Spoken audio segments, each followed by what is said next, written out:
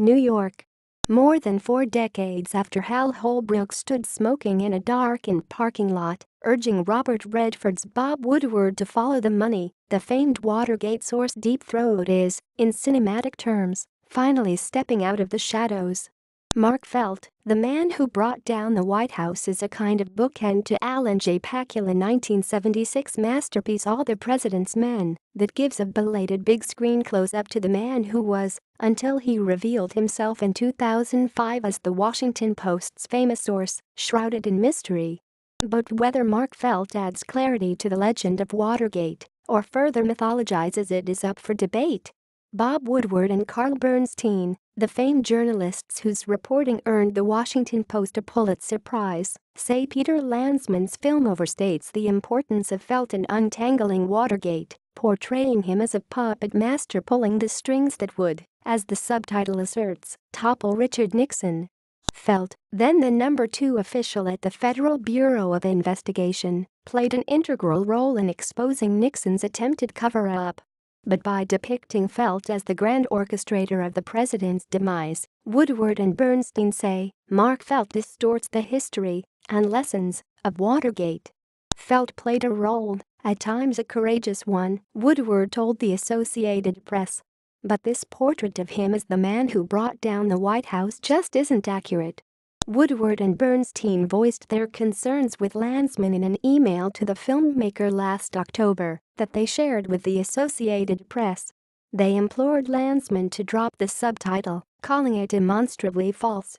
In the letter, they maintained that Nixon's fall was the work of many contributors they listed as ranging from Frank Wells, the Watergate office security guard who discovered the break-in, to the Supreme Court, which unanimously ruled that Nixon had to turn over his tapes. Mark Felt was only one of several dozen sources we used, they wrote. Let the story speak for itself, they concluded. A hyped effort to make it more will fail, and yourselves and Mark Felt a grave disservice. It's far from the first time the facts surrounding Watergate have been contested. Woodward and Bernstein have played their own part in growing the legend around their landmark journalism and the aura around the source they nicknamed. Their 1974 book, All the President's Men, recounted their extraordinarily methodical, step-by-step reporting. The resulting film, starring Robert Redford and Dustin Hoffman, stayed close to the truth, but it added some dramatic flourishes. The now famous line "Follow the money," for example, was an invention of screenwriter William Goldman.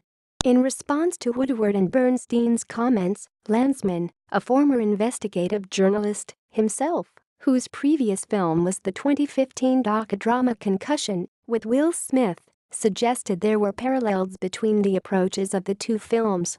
This film sees Watergate through the keyhole of Felt's experience as the man leading the FBI investigation into the White House's cover-up, just as All the President's Men saw Watergate through the keyhole of Woodward and Bernstein's experience, Landesman said in a statement to the AP. In an earlier interview about the film, Landesman boasted of the film's accuracy, particularly in a parking garage meeting between Woodward and Felt, in comparison to All the President's Men. Landesman added that Pakula's film is one of his favorites. It's a much fuller representation of what really happened that night than what's in All the President's Men, said Landesman. There's a lot of that film that was the creation in the poetic dramatization of Bill Goldman, more than was factually accurate. My ambition was to make this movie the more iconically accurate version of events.